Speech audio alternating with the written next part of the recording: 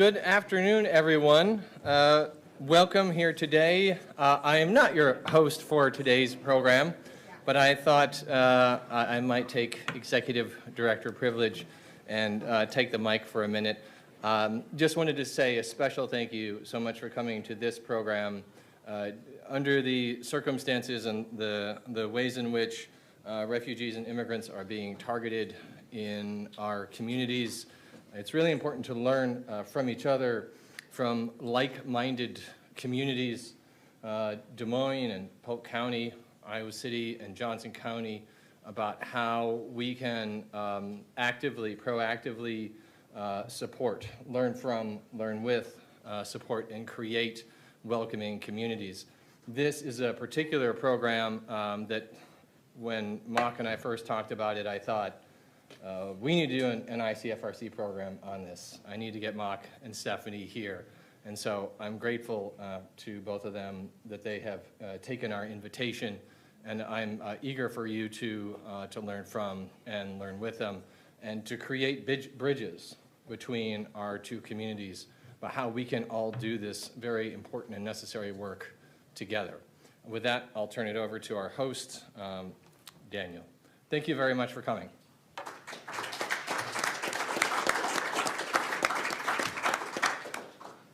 All right. Not executive director and not host, but I am an ICFRC board member. My name is Daniel Vorwerk, and we are so excited for you all to be here today. And we welcome you all here to the public library and those joining us via live stream to our Iowa City Foreign Relations Council program featuring Mock Sućeska and Stephanie Moris, speaking on the topic of global neighbors, welcoming and supporting new Iowans in Des Moines. Just as a quick reminder, we plan for this program to go till 1 p.m. Today is our fourth program in our spring 2025 lineup, and we're also halfway through our new four-part series, The Changing Environment, Adaptation, Resilience, and Sustainability. More information about that series is available on our website and at our tables if you're here in person. We are deeply grateful for the longstanding support from our community. Your help has allowed our organization to grow for 41 years, hosting speaker programs with experts joining us from around the world, both in person and virtually. As a small nonprofit, though, we exist because of the generosity of individuals like you. As we head into 2025, opportunities for nonprofit funding beyond individuals is becoming more difficult as charitable organizations like ours face uncertain futures, especially when focused on uplifting research and stories, advocating for marginalized, vulnerable, and international communities. So please consider donating by cash or check, or if you're here in person, you can donate by scanning that QR code at the table in front of you, so that way we can keep our programs free as we head into the future. ICFRC would like to give a heartfelt thanks to our sponsors and partners today, including Midwest One Bank and, of course, the Iowa City Public Library, for providing partnerships, space, and today's food. So if we could get a quick round of applause for all their support.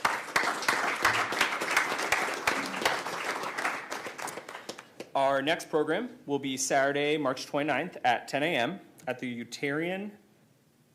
Universalist Society of Coralville. That program is titled Green Architecture, Building for the Future.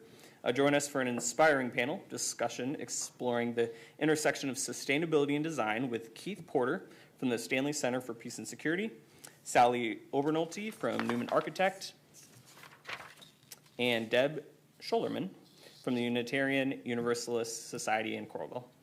Together, they will delve into the transformative role of sustainable building practices in addressing climate change. Highlights include a closer look at Stanley's International Living Building Challenge certified facility and how people interact with these transformative green spaces. This engaging conversation promises to ignite ideas and demonstrate how innovation and commitment can lead to a healthier, more sustainable future for all. So please see our website, icfrc.org, for the rest of this spring's programs. And with that, I would like now to introduce our speakers today. So we have Matt Sućeska, Mock. Oh my goodness, I said it. Not the first nor last. I know. Serves as the manager of operations for Global Neighbors, Immigrants, and Refugee Welcome Center through Polk County. Mock originates from Sarajevo, Sarajevo, Bosnia, and was transplanted to Des Moines in 1993 as a refugee, fleeing from war-torn Yugoslavia with his family. Mock's professional career has been devoted to advocating and supporting refugees and immigrants across the state in an effort to promote a more equitable community for all. With over 14 years of experience in nonprofits, state, and county government, it's Mock's life journey that provides a unique and necessary perspective in guiding his work. Mock completed his political science and undergraduate studies at the University of Iowa with a double minor in religion and history, and he achieved his CPM and MPA degree through Drake University with an emphasis on public policy, and plans to pursue his doctoral degree in educational leadership through Drake University. In Mock's words, education, accessibility, and opportunity are the keys to success. Stephanie Moris is the director of the Refugee Alliance of Central Iowa. She has been involved with the Alliance since 2013 and has worked with refugee and immigrant communities in education, employment, and wraparound direct case management before joining RACI. Stephanie attained her bachelor's degree from Iowa State University and worked in the Dominican Republic for 3 years, where she met her husband. Outside of work, Stephanie is very passionate about empowering our refugee and immigrant communities, immigration rights, and connecting our community together. She volunteers as a mentor and teaches Spanish. Please join me in welcoming Mock and Stephanie.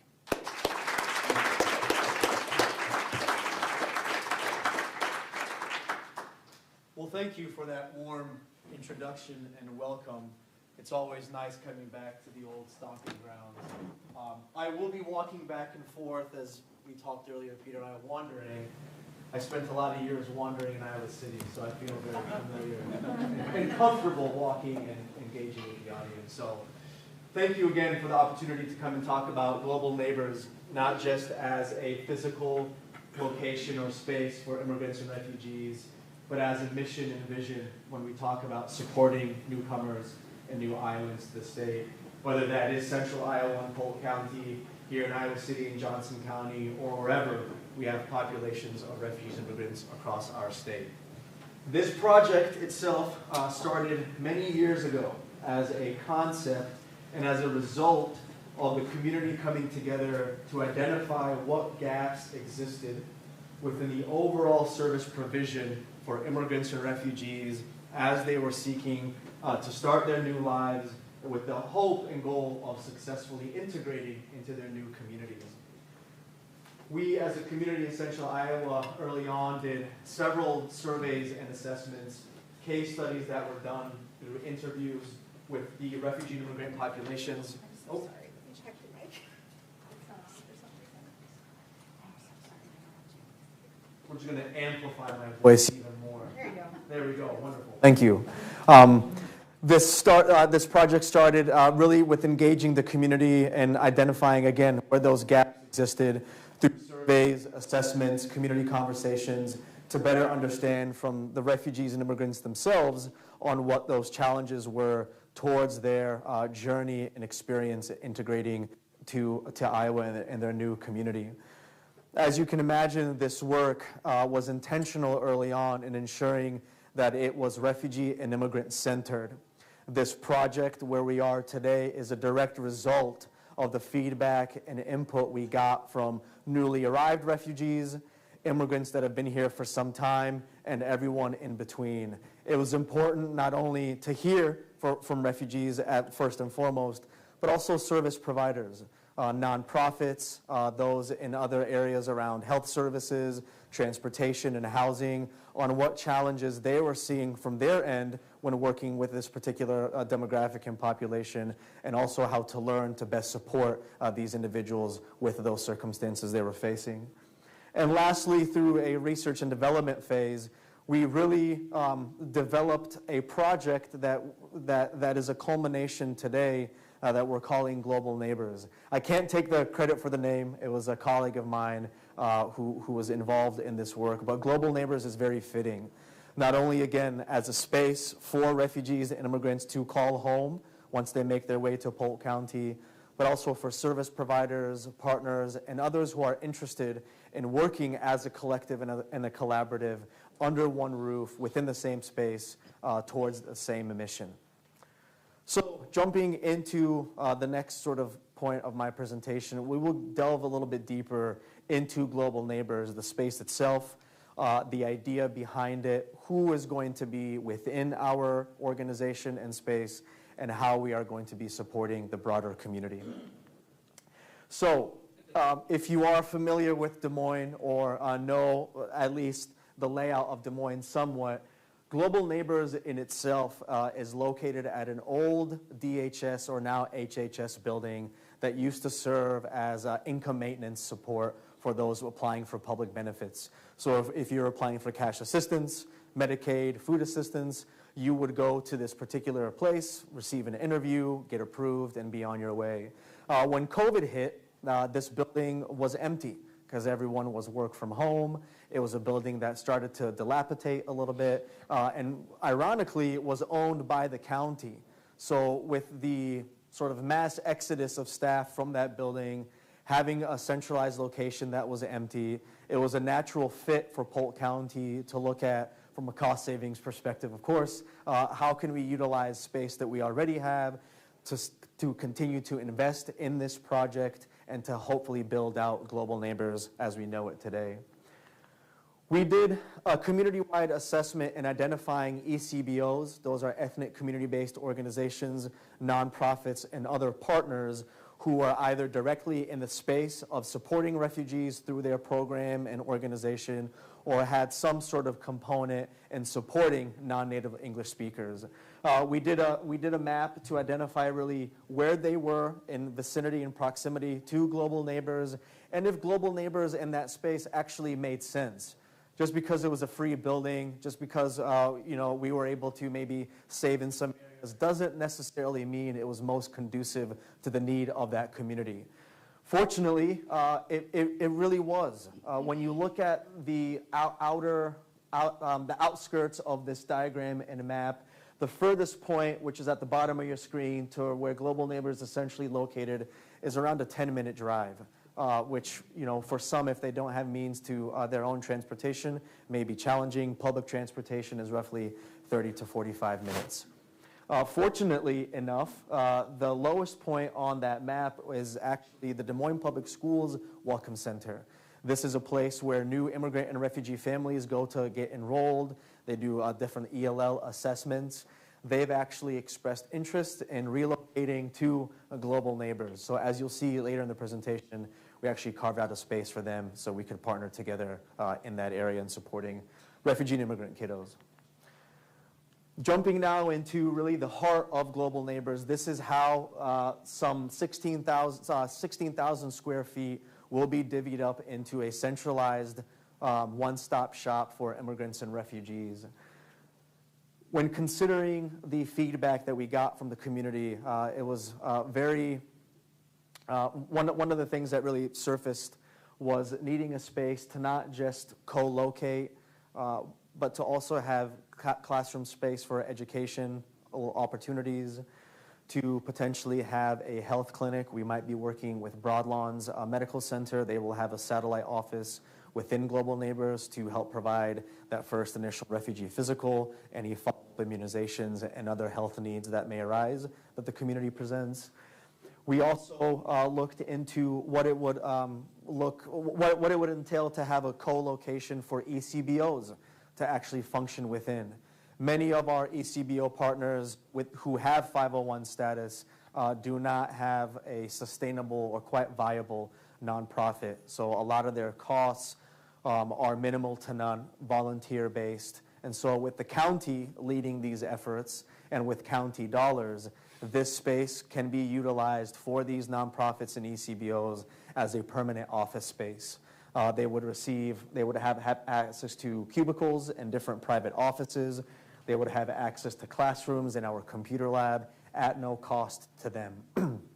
One of the challenges that that we foresee with this particular model, and unique, might I add, to other welcome centers that I researched across the country, including 2 in Canada, is that many of these groups historically have not collaborated or really worked together on an intentional basis.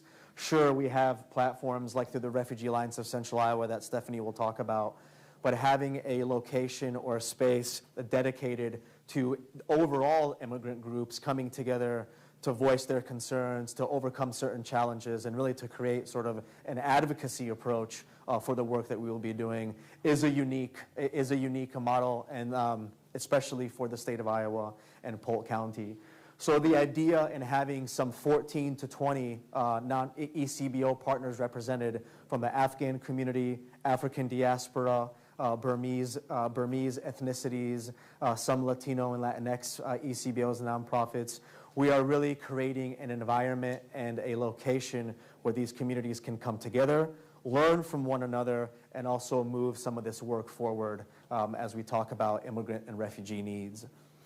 So I'm very proud of this space and where we've how far we've come. This is a project that started in 2017. Unfortunately, some partnerships failed, and this project kind of went to the wayside.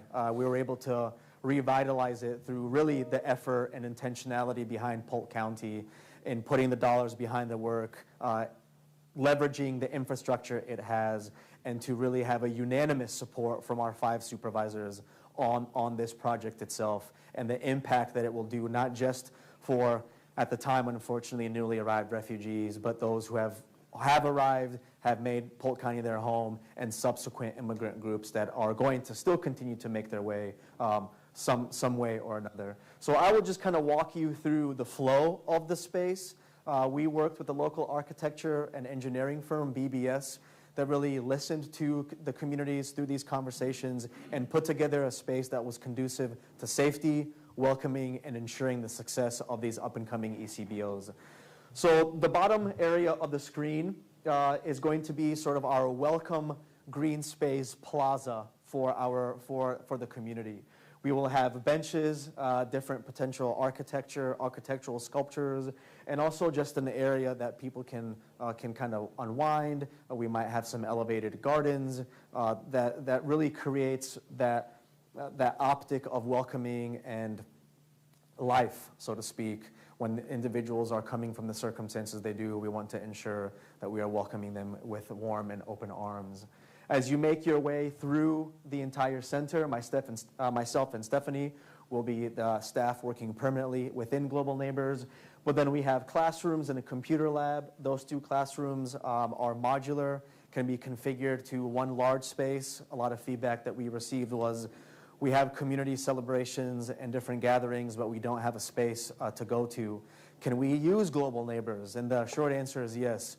Of course, within reason. We won't be able to accommodate hundreds and thousands of people, but smaller gatherings and celebrations, absolutely. So those classrooms, although there are 2, can be configured into one. We have a computer lab that we've dedicated for digital literacy classes and just to have open hours for individuals who may not have access to computers or digital means. They can come and access that through Global Neighbors. Again, moving left, we have the clinic with that Broadlawns, or maybe Des Moines University will become a partner. And then we have the ECBO open space. These are sort of cubicle space where people can come plug and play, use remotely or indefinitely on a permanent basis. We have with some of our ECBOs that will be utilizing that. Then our shared private offices, that was also a big concern and point of feedback. Many of the discussions and interactions our ECBOs have with their community members they support and represent, there are confidential and sensitive discussions that are had. So we wanted to ensure there was private space and offices for them to use. Des Moines Public Schools, going to your right, will be there and hopefully a space for their bilingual family liaisons. These are essentially social work case workers who work with ELL families and students, but they don't have a home base. They are functioning right now out of a local high school, just in a classroom. So we decided, how can we partner for them to have a centralized location to work within that they can also call home. And then we have a rest gathering area, a pretty standard small kitchenette. We have 2 gendered and 2 non-gendered restrooms. We also have a wellness space that can be used as a prayer room or a room for mental health and whatever one sees fit to kind of decompress, separate, and go into there to relax a little bit. So that's Global Neighbors. That is the center that right now it will be under construction in the next 2 to 3 months. It is a roughly $4 to $4.5 million project where hopefully we might come under budget, which would save some taxpayer dollars, but we have the investment for the community in this space.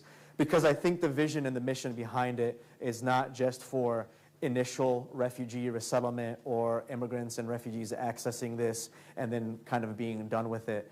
We're looking at a long-term integrative perspective, offering legal services. I see Professor Braun back there, legal services in partnership with some of our legal partners locally in Des Moines. We're looking at, obviously, health clinics where people could potentially establish a long-term health home. We will have different classes around integration, public safety, you name it. We're exploring all options, of course, again, within reason. But we want this to be a long-term project that helps refugees and immigrants towards their successful long-term integration in Polk County. Another exciting piece is we really want to emphasize the arts with Global Neighbors. There was a big point of feedback around how do we use art to share and express our journey and message of coming to Iowa and what art means culturally across the globe. So we will be commissioning and putting out an RFP that will be specifically tailored for refugee and immigrant artists to consider submitting a bid to put in murals on the outside of our building as well as on the inside. As you can see, this is just an example rendering of where the art and murals would go, but we're very excited for this particular project because we know there are a lot of talented people within our community who are going to contribute to this space. This is a bird's eye view, 3D view of the actual space itself and what it will look like once it's fully complete.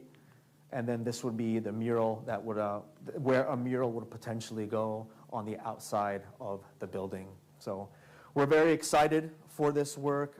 It's been a long time coming. We know that the community, this is something that is greatly needed, especially in the current times that we are in with the impacts on refugee resettlement and immigration overall, offices closing, staff being laid off, and there not being enough resources that are needed to help our newcomers. Global Neighbors will hopefully be that one-stop shop and partnering with all of those nonprofits and ECBOs to continue that work in supporting immigrants and refugees. So areas, that we will be looking at towards sustainability and what it would entail to keep this going is really looking at public-private partnerships. I think it's imperative that when we look at the impact refugees and immigrants have had on our community through that economic lens is how do we leverage some of our larger employers, some of our larger corporations who have benefited from refugee and immigrant labor and helping to gain their support in these efforts. I'm happy to say that we've had robust and fruitful conversations with some of the big players in town. It's just a matter of kind of securing, what those partnerships and collaborations look like. But public-private will be imperative. Community investment goes without saying, not just from the broader resettlement and immigrant network, but looking at maybe unorthodox and non-traditional partnerships and how to mesh those two worlds together and helping support these communities.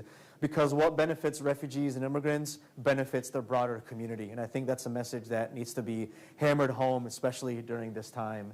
And then lastly, looking at different coalitions and networks around cooperation and collaboration that I think are vital to the sustainability, not only for the refugee and immigrant network, but to the overall community impact and integration when we talk about economic mobility and successful integration of folks to Polk County and across the state. And I think with that, I'll turn it over to Stephanie to talk about some of those collaborative missions.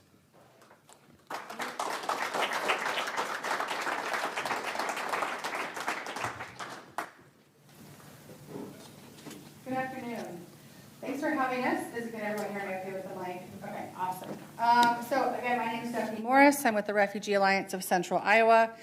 I know there's quite a few people in the room that we've had a long-standing relationship with, and that have been to many of our events. And so I'm just going to provide some information about kind of the history of ROSI, why it was important, where it, how it's adapted over time, the roles and places and spaces that we serve in now, and how that ties back into global neighbors, and then where we go, moving forward as this landscape changes, what seems like every day. So ROSI is a collaborative. We're a coalition of people who want to see Iowa being a welcoming place for refugees and immigrants. So there's no dues, there's no obligations. If you show up to quarterly meetings, if you interact, if you care, you're a member.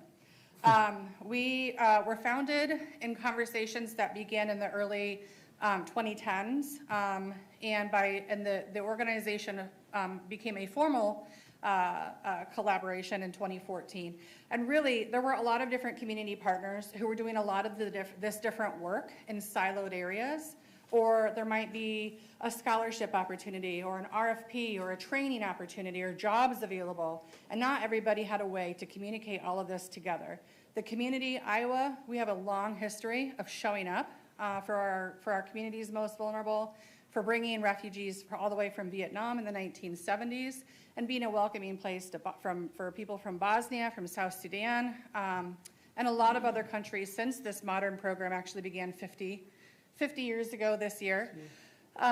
So there were a lot of people that really cared, a lot of organizations, churches, other congregations, organizations, community groups, individuals. So ROSI offers kind of a centralized table for everyone to come together to hear what's happening within resettlement, but also within immigrant communities outside of refugee status. So we formed in 2014 and really tried to make sure that everybody was collaborating as much as possible because, as I'm sure everyone in this room is aware, nonprofit funding is limited and becoming more limited. So making sure that we were leveraging all the dollars available to the best of our collective ability. So we work with all 4 refugee resettlement agencies in Iowa. It is central Iowa, but we work with people across the state. Local governments, schools, health providers, mental health providers, direct service providers, and really, most importantly, no offense to everyone else in the network, but our ethnic community-based nonprofits and other refugee and immigrant community leaders, because their input is really what drives the majority of our work. So our work is shaped by our steering committee. So there's 14 members, and 10 of them actually come from refugee or immigrant lived experience. And of the 4 that don't, 3 of them moved back to the United States in immigration processes for spouses. So we, by default, we have a little bit, we know what that experience can kind of look like from an immigrant perspective. We also have work groups that I'll talk about in a little bit, the work groups were formed based off of identification of unmet needs in specific sectors, and they're regularly meeting. Our ECBO leaders, we are constantly meeting with ECBO leaders or community leaders or faith leaders to seek their feedback and input, and of course the broader network as well. So as I mentioned, we have 4 quarterly meetings, and this traditionally we hear from the resettlement agencies, the Iowa Bureau of Refugee Services, and then all of our work group updates, and then everyone else as well, to just really give people an opportunity to hear the most up-to-date current resources and opportunities, but also what are the current needs. We also have a weekly newsletter that goes out every Thursday morning. It's lengthy, but I try to keep it very scrollable. My goal is 5 minutes or less. So, this event's happening this date. If you want more information, here's a link, here's a contact, but something that you can get through hopefully pretty quickly. Immigration updates, the executive orders coming out from this presidential administration, jobs, training opportunities, funding opportunities. We post all of that there so that everyone has this information at the same time, that it's not just word of mouth, that it's not who knows who, it's not luck, that you hear about funding opportunities, it's everybody hearing together. We also maintain a website that I'll refer to a few times that has a lot of the resources we're going to be talking about posted there, and then ongoing community meetings. The work groups that we have, so we have an advocacy work group, and this works on advocacy measures at the federal, state, and local levels. We have our Iowa Refugee and Immigrant Day on the Hill, actually happening next Wednesday. So we'll be there at the Capitol to talk about, to educate people about what's happening in resettlement and why the refugee resettlement program is such an important part of our state. We also have an economic mobility work group. This was a combination of housing, employment, and financial education, because those three things are so integrated with each other when it comes to people's ability to be able to adapt, to move beyond just basic survival and into thriving. We have an education work group, and this focuses on both K through 12 and adult, post-secondary.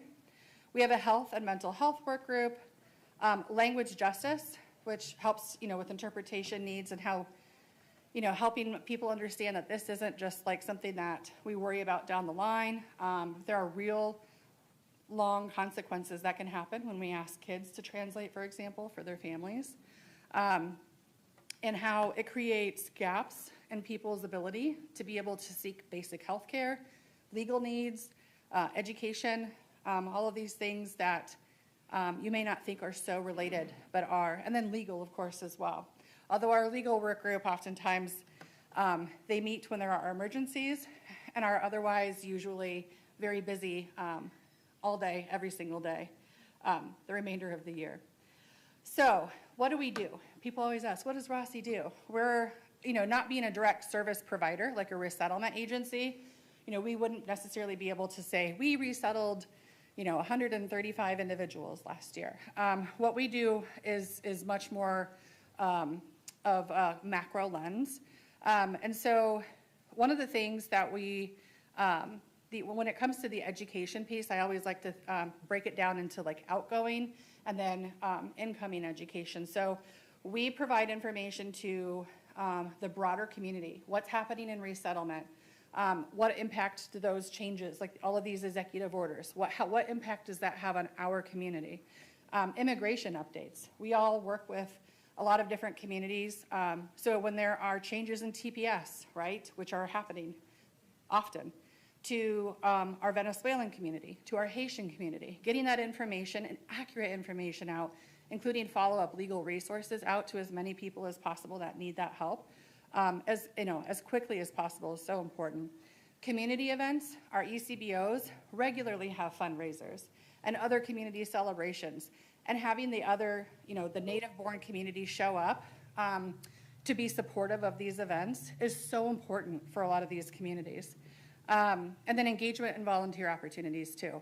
Because a lot of the successes that resettlement has had over the last 50 years is in large part due to the broader community stepping up and doing what they can to help support our newcomers. When it comes to the incoming information, COVID-19 is a great example. We have in Des Moines Public Schools 148 different dialects. So that's 148 different ethnic communities represented in one school district, which on a phone call with someone from the Atlanta, Georgia school district was more than Atlanta, and I was really proud of that. But when we talk about a pandemic or a derecho or other disaster responses, getting information, remember when COVID first started and we got new updates and new advice and we were told to do something different like every 2 weeks? Well, breaking that out into 148 plus different languages is a feat, right? It's something, it is a task.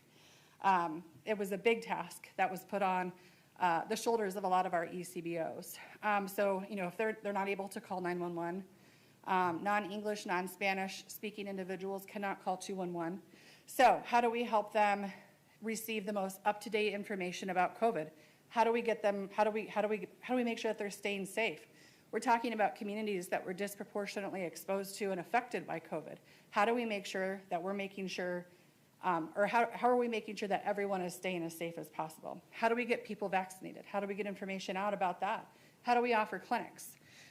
Immigration and legal updates. There are real things happening, it seems like weekly, that will have a large impact on these communities. We need to make sure that we're getting trusted, verified information out to as many people that need to hear this as possible.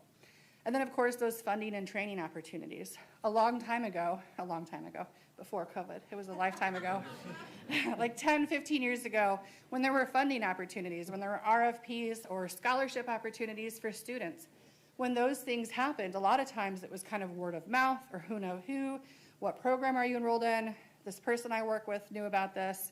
So we want to make sure that those opportunities are really shared as equitably as possible.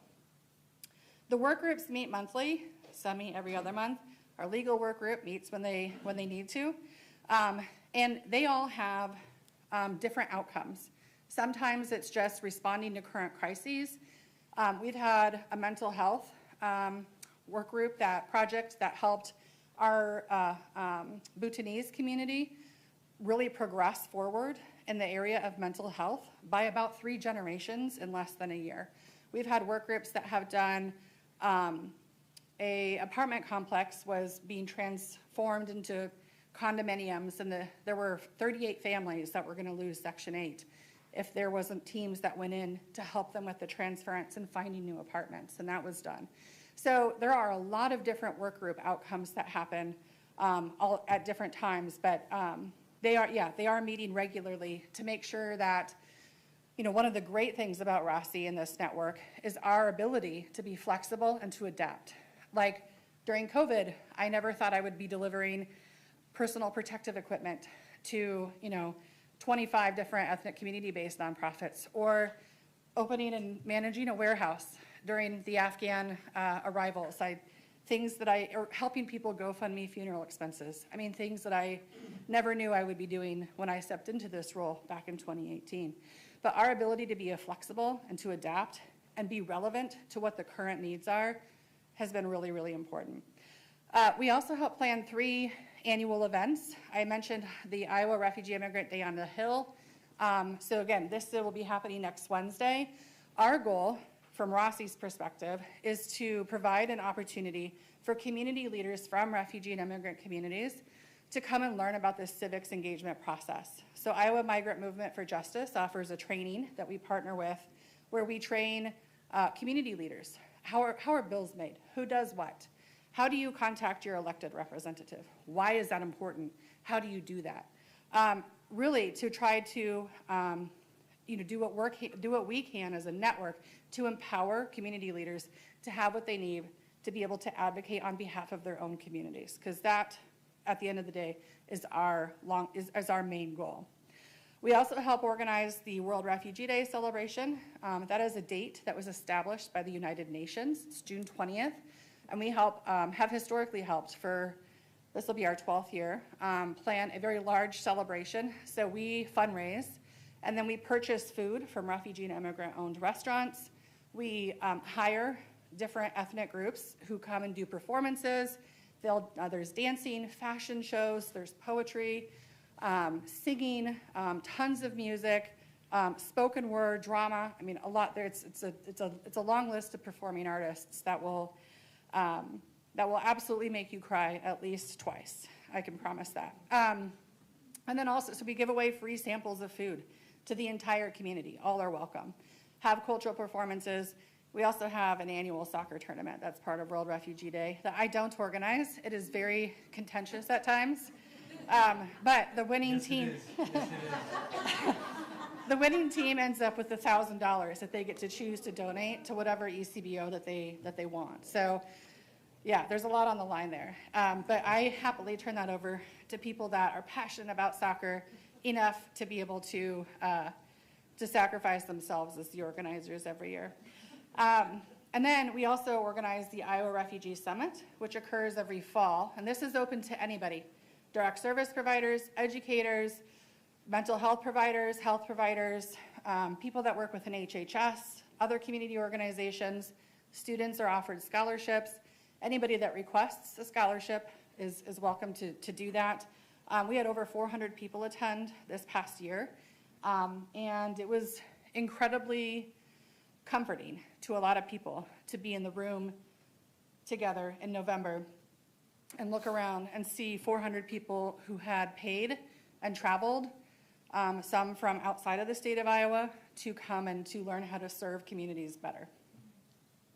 And that summit, we have some of the most dedicated, passionate individuals, experts across so many different sectors in the state of Iowa who have come and talked about their experience, how we make things work best here locally in Iowa, out of the box problem solving and solutions and ideas. It is an incredible day full of extremely valuable content, and would recommend anybody who hasn't attended to come and be with us next year. When we were looking at the long-term sustainability of ROSI and our next steps, we were very lucky that the Welcome Center Global Neighbors project was happening, because ROSI then moved formally under Polk County and will be housed out of the Global Neighbors Center when it opens. And yeah, we talk about the empowerment of ECBOs and making sure that, that at the end of the day, the efforts that we're putting forth, the programs that we're offering, the classes that we're offering, the volunteer work that we're doing, that we are doing this from a lens that helps to empower communities to have what they need to be able to serve themselves, to advocate on behalf of their own communities, and hopefully, be in positions of decision-making and elected spaces and leadership spaces down the road, so the role of ROSI can adapt again and not have to serve as a liaison in some of these roles. So yeah, thank you again for having us, and I'm sure that we'd be happy to take any questions too. Thank you.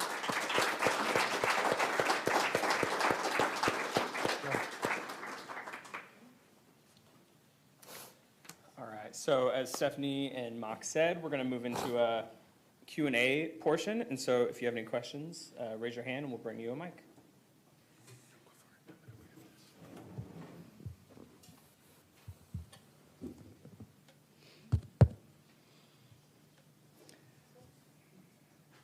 Got a question right here. Oh.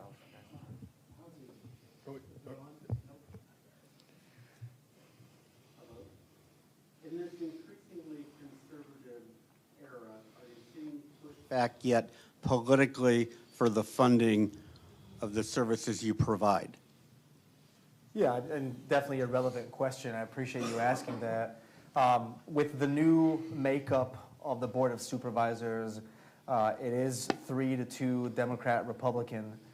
With that said, this has been a nonpartisan project and support of, and I say that because it's visible and evident to us that a project like this doesn't really adhere to those political winds, although affected by them. The work itself speaks for itself. We are helping our neighbors and our residents towards a successful, hopefully, opportunity of becoming an Iowan. And so when we talk about the services that we are going to provide or what will be housed within Global Neighbors, it's resources, that's dollars being used towards programming and resources that go beyond what we see at the federal, local, or state level. We're talking about engagement and education around what it means to buy a house. We're talking about English classes. One of the big pushes, English being the primary and only recognized language, not for Iowa, it has been for some time, but across the country. Historically, English classes have always been offered, whether for newcomers, whether that's in a faith-based organization, whether that's in a nonprofit, or anywhere in between. So we have not experienced any political pushback, but with any project that is sensitive from a social lens, there will always be naysayers on the other side. And Stephanie and I have been in this space for some time, myself being a refugee. We aren't always seen in the best light by those who have been here and who are part of the mainstream. So our goal is to continue to work, look at it objectively, looking at it at a perspective of education and opportunity to engage the broader community.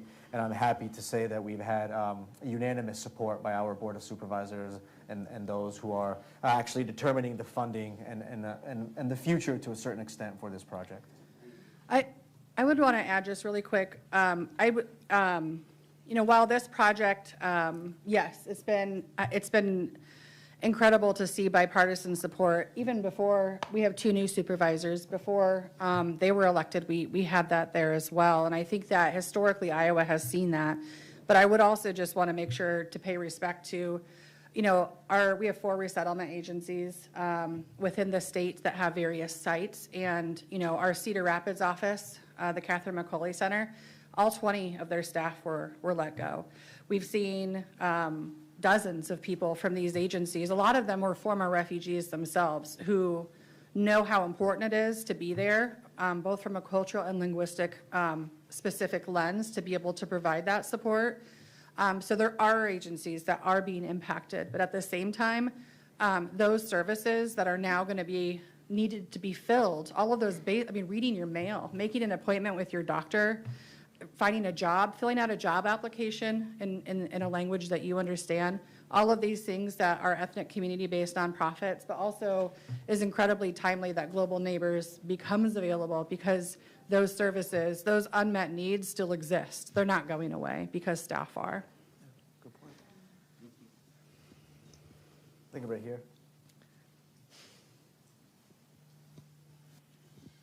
Hi. I have a 2-part, if you'll indulge me. The first part, if we can. the first part is, do the ECBOs have any types of minimal requirements or standards that they have to meet in order to partner with, in order to be included in this project? Yeah, great question. The only requirement is that you are an ECBO.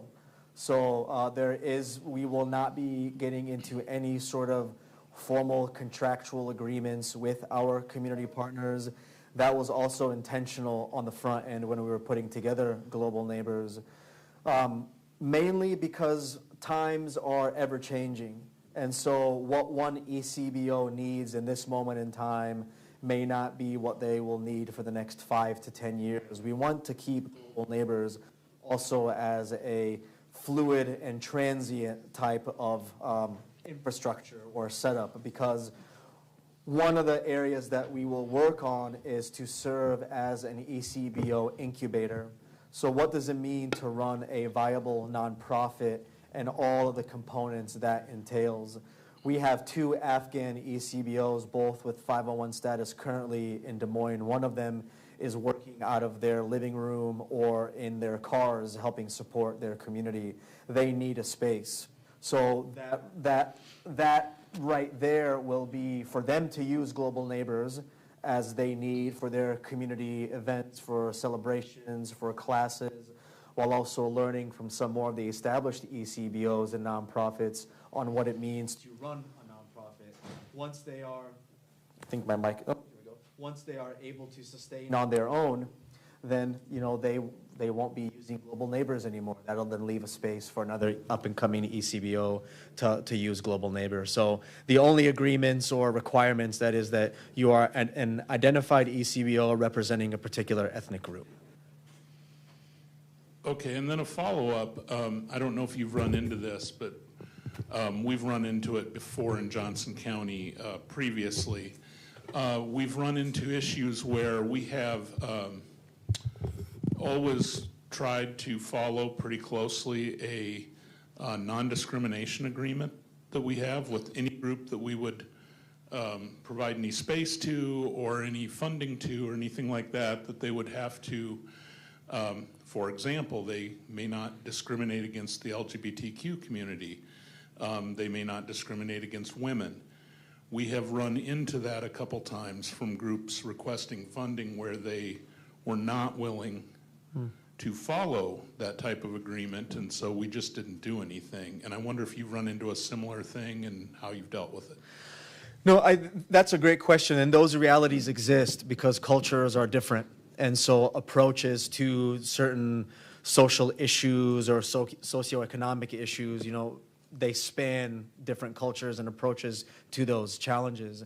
Of course, we have those, but with Global Neighbors, it's a zero tolerance policy. We established that on the front end early on when we had our community conversations with the ECBO leaders that self-identified wanting to be a partner and a part of Global Neighbors. And so being transparent and honest on the front end that not only what we're trying to accomplish as a collective, but at the end of the day, we're also a county entity. And so if there are policies and parameters that are stipulated by county policy, we have to adhere to those as well. I think in the spirit of collaboration, that has gone a lot further than actually a written document that says yes or no. There is an understanding and a need for our community to come together, and it's overcoming some of those positions and viewpoints for the greater good. Now, our position is not to persuade or tell anyone what to believe and how they should operate their lives. We are simply offering in a space, and these are the guidelines that we are going to be operating under. If our missions and visions don't align as a collective, then we respectively will part ways. So we have mechanisms in place to sort of assess if it's going to be a right fit. Again, this is led by the community themselves, so we're just, I like to say I'm just kind of a conductor in a large orchestra. It's really the people who are doing the work, and if we do come in contact or see those challenges, they will be addressed right away.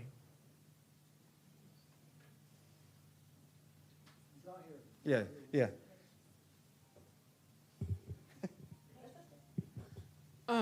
Looking at future funding, I was wondering which is the billionaire in the United States that could fund refugee centers in general? And I'm actually being very serious about this because I came here as a new immigrant about 40 years ago, and the country was very kind. It was filled with kind people. That's why I learned to be kind to others. If it was unkind, I would be unkind too. And that's dangerous. You don't want new people to get into a culture of unkindness. The world over, we won't find any other models surviving. So as a model minority, which is model minority community, which are essentially wealthier immigrants who come here, how are we allowing those people to make contributions to recognize the value of new immigrants or new refugees coming in? This is why I work with certain refugee population, because I need to know what was the trauma I felt when I was new and I was feeling lonely, because I've forgotten it now. But I better not forget it, because new people coming in are going to have that same kind of, where do you begin with? We just need to fill a lot more kindness in these economic sectors. And if there's governmental funding that is going down, we better be prepared to raise it from kind, kindred spirits who are willing to give. I wonder how you see the future developing in terms of philanthropic support. Do you want to start that one? Yeah. Yeah, go ahead. Yeah, so I think that there are some really great experts out there within the United States who have all different websites, social media, big think tanks, individual leaders in these areas who talk about the expectations of the private sector being able to come in and to fill the gaps that are needed by the nonprofit funding, and how, I saw an article just last week that was talking about, discussions of releasing funds from community foundations to increase that by 6 to 11%, and how that is like a drop in the bucket. A lot of the services that are going away, the millions of dollars that we're losing in funds and services and supportive services, that is likely not going to be raised in the private sector. And how a lot of the needs that these communities have will end up falling onto the shoulders of the communities, the same ethnic communities that are already in Central, or in Iowa, and Iowa City too, that are already here, that are going to step up and help, fill a lot of those gaps. And I would say, just from a personal perspective, during our Afghan, when we had the humanitarian crisis after the fall of Kabul in 21, I was blown away managing this warehouse that I never thought I would do.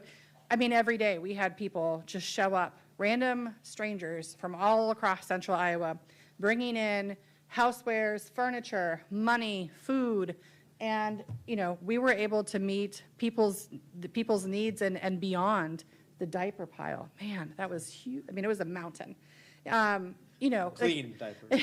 boxes of diapers, yeah. But, you know, it was just a reminder that every day that Iowa has a really long legacy of welcoming people. Iowa has a really long legacy of stepping up to help when it's been needed. And even though, you know, this subject is so weaponized in terms of politics that, you know, at the end of the day, you know, I personally saw a lot of comfort and was convinced that there are far more people out there that want to help and do this good, even though it might not meet, you know, the $1.5 million that of the budget that's lacking for these particular programs. There are community leaders, refugee and immigrant community leaders. There are native-born, you know, all across our state are people that are willing to step up and help when needed. I would say Mark Cuban would be a billionaire, maybe who could help. But joking aside, philanthropy is such a double-edged sword, especially when you talk about this topic and particularly supporting refugees and immigrants. There are nonprofit philanthropic organizations within Central Iowa, our community foundation, United Way of Central Iowa, that have expressed interest, you know, in wanting to get involved and how to support within this particular context. Granted, the dollars that they usually receive are from millionaire donors and in a particular tax bracket who also have certain interests that may or may not align with the foundations or United Way of Central Iowa's of the world mission and vision. And so with the lack of government funding and what we are experiencing, the shortfalls we're experiencing now, the question is, from a philosophical but also practical standpoint, is how are those gaps going to be filled essentially with dollars, and who is going to provide those dollars? We've seen government entities such as Polk County be invested with the Global Neighbors Project. I think that's a win. But then the question is that enough? You know, when we talk about newcomers and the needs and the challenges they face, amongst the other underserved and impacted groups, it's really a long-term investment. So the argument or position that we have most recently taken as a network is really looking at it from an economic standpoint, unfortunately.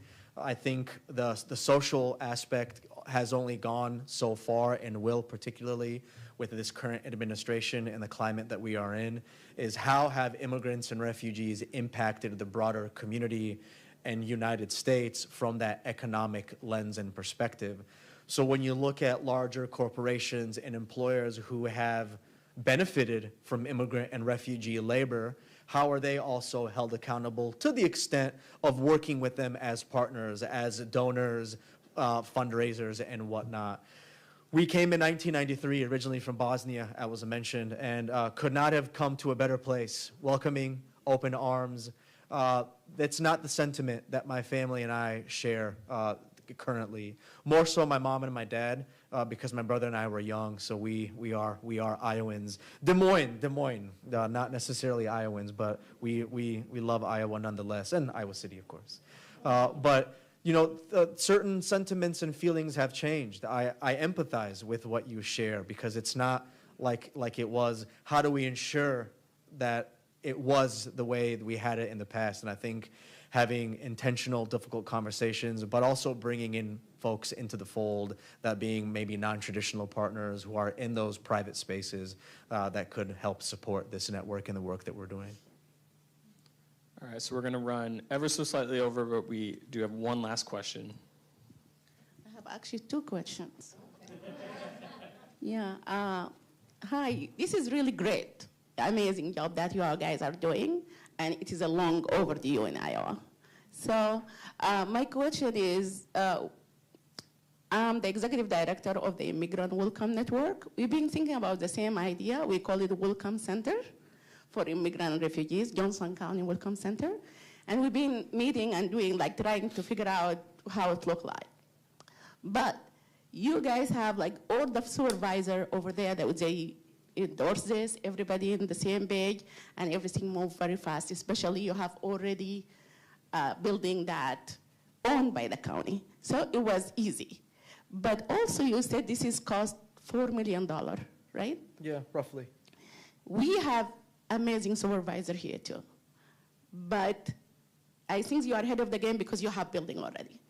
Now, the $4 million, is this like coming from a general fund, or is there is a grant that the county apply for so they can have this? Like, just I want to know where the money coming from. Sure. It's general fund Polk County taxpayer dollars that the bulk of that $4 million is actually going to be used to build out the space that you saw. It's not just configuring the internal space from classrooms to computer lab. It's a complete overhaul and renovation of that existing building. So we're talking sprinkler system, we're talking HVAC, we're talking bathrooms, electrical engineering, which is the biggest, largest chunk of the dollars that will be used on essentially bringing that building up to code. Once we are up and running, our operational budget will be substantially lower than that. We have yet to determine that. We'll probably look in the next fiscal year of what our operational budget will be. But those dollars are being used, taxpayer county dollars, to build this space out. Great.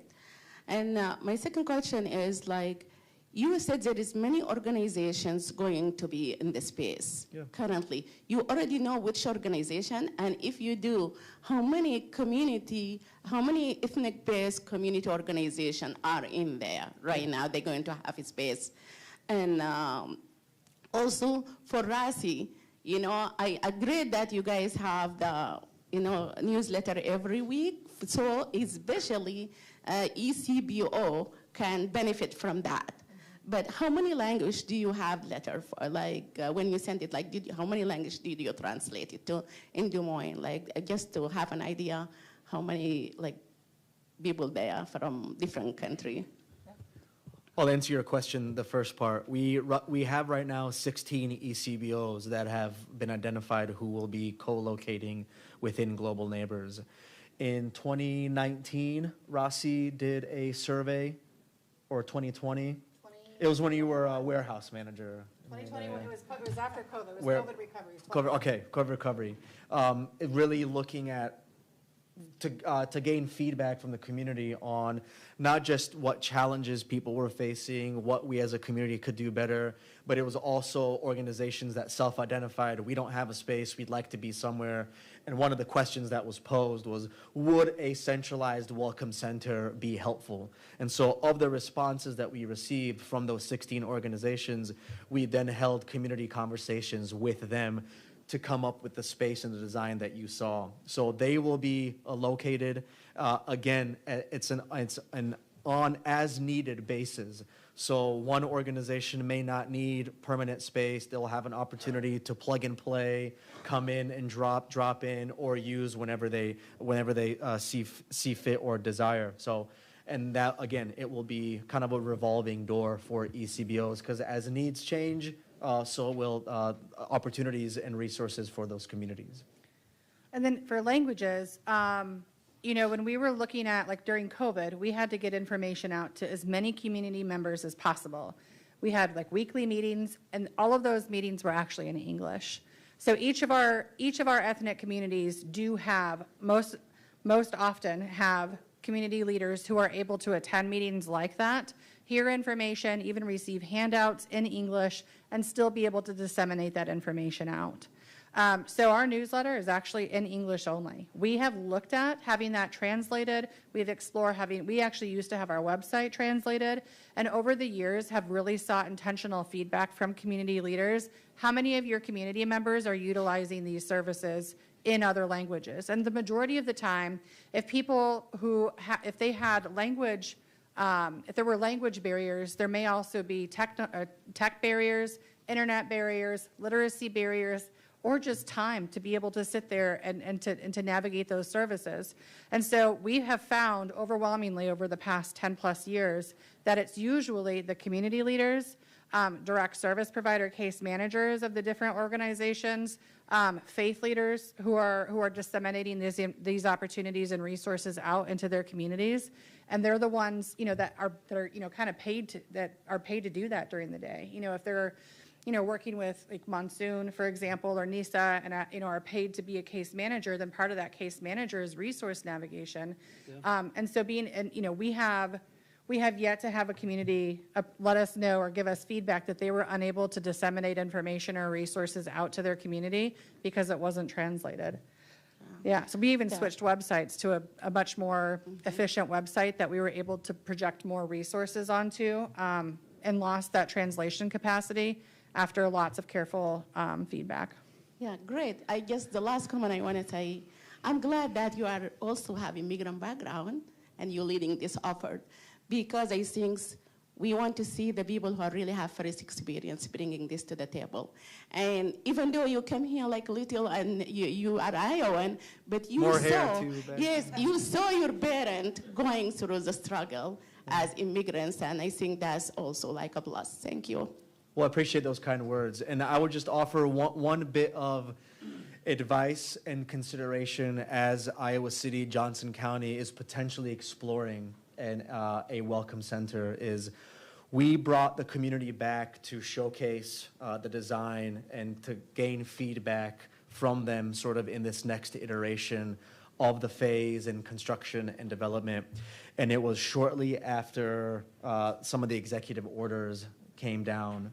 One of the biggest concerns that people had was not just safety on how is this building going to be structured to address safety from a public safety perspective, but also a security system and everything in between, but also removing the name Welcome Center.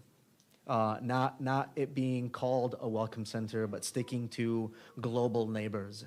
And so for you and I and for everybody in this room, Welcome Center objectively seems like, wow, this is going to be great, but it may give a different connotation to the broader community, which would compromise one's safety and security. So as you embark on some of those discussions, keep in mind that maybe having a different name or just asking your community how they're feeling and getting that feedback. No, not necessarily that's the name, but I just mean like the concept. Of course, yeah. Well, thank you. All right, if we could. Yeah, thank you.